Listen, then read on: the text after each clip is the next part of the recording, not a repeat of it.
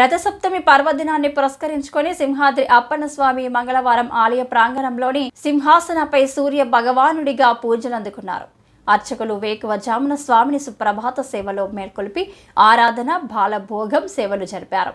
అనంతరం స్వామి అమ్మవార్లను పట్టు పీతాంబరాలు ఆభరణాలతో చూడముచ్చటగా అలంకరించారు.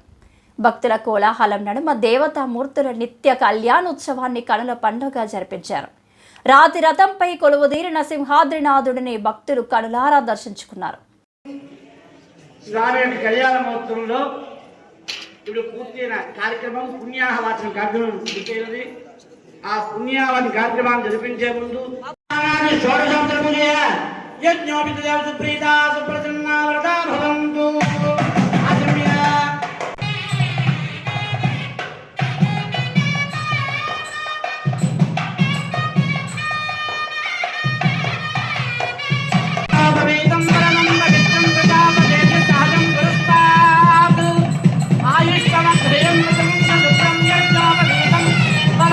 మంగళాయ మహోజసే సింహశైల నివాసాయ శ్రీ నృసింహాయ మంగళం.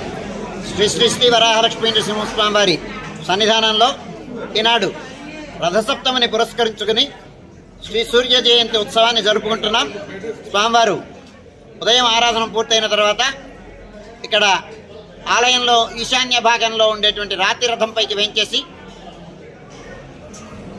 ఉత్సవమూర్తులు గోవిందరాజు స్వామివారు ఉభయ దేవేరులతో ఆళ్వార్లతో వారిని వేంచేపు చేసుకుని విశ్వక్సేనారాధనం, పుణ్యాహవచనం, పంచకలశ స్నపన తిరుమంజనం, దానితో పాటు సమాంతరంగా అరుణం పారాయణం అయిన తర్వాత విశేష అలంకారం, విశేష ఆరాధనం, విశేష నివేదనం, మంగళ నీరాజనంతో కార్యక్రమం సుసంపన్నమవుతుంది. సూర్యభగవానుడు ప్రత్యక్ష దైవం, కర్మ సాక్షి సూర్యభగవానుడు. ధ్యేయస్సదా సవితృమండల మధ్యవర్తి నారాయణ సరసిజాసన సన్నివిష్ట కేయూరవాన్ మకరకుండలవాన్ కిరీటి హారీ హిరణ్మయవపు ధృత శంఖచక్ర అని మనకి సూర్యుని యొక్క ధ్యానం చెప్తుంది. సూర్యభగవానుడు లేకపోతే మొత్తం అసలు సృష్టి లేదు. ఎందుచేతనంటే ఆయన కర్మ సాక్షి కనుక. అంతేకాకుండా సూర్యుడు ఉదయించకపోతే జీవిక ఉండదు. ఇవాళ చూడండి, ఒక మొక్కని నాటితే ఆ మొక్కకి సూర్యరశ్మి తగలకపోతే మొక్కకి జీవనం ఉండదు. అలాగే ప్రతి జీవికి భగవానుడు అనేటువంటి వాడు లేకపోతే ఆ జీవికి జీవిక లేదు అని వేదం చెప్పింది. భగవంతుడు అనేటువంటి వాడు ఉంటే, ఆయన ఉంటేనే మనం ఉన్నాం, ఆయన లేకపోతే మనం లేము అని ఈ సందేశాన్ని ఇస్తున్నాడు సూర్యభగవానుడు లోకానికి.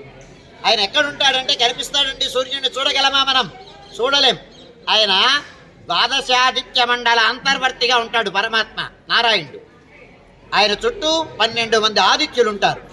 ఒక ఆదిత్యుడిని చూడడానికే మనం చూడలేకపోతున్నాం కన్నెత్తి. అలాంటిది అట్లాంటి ఆయన అందులోపల ఉంటాడు. అలా ఉండేటువంటి స్వామిని మనం లోకం కోసమని ఆయన గమనం చేస్తూ ప్రతి వారి దగ్గరికి వెళతాడు. ఆయన యొక్క కిరణ స్పర్శ చేత పునీతుల్ని చేస్తాడు. అట్లాంటి సూర్య భగవానుడు. ఆరోగ్యం భాస్కరాదిచ్చేతని, ఆరోగ్యానికి అధిదైవం సూర్యుడు. అంచేత అట్లాంటి సూర్యనారాయణుని జయంతి సందర్భంగా ఇవాళ స్వామిని సేవిద్దాం. సేవించి లోకమంతా సంపూర్ణమైనటువంటి ఆరోగ్యంతో నిరోగంగా నిరుపద్రవంగా ఉండాలి అని ప్రార్థిద్దాం. జై శ్రీమన్నారాయణ.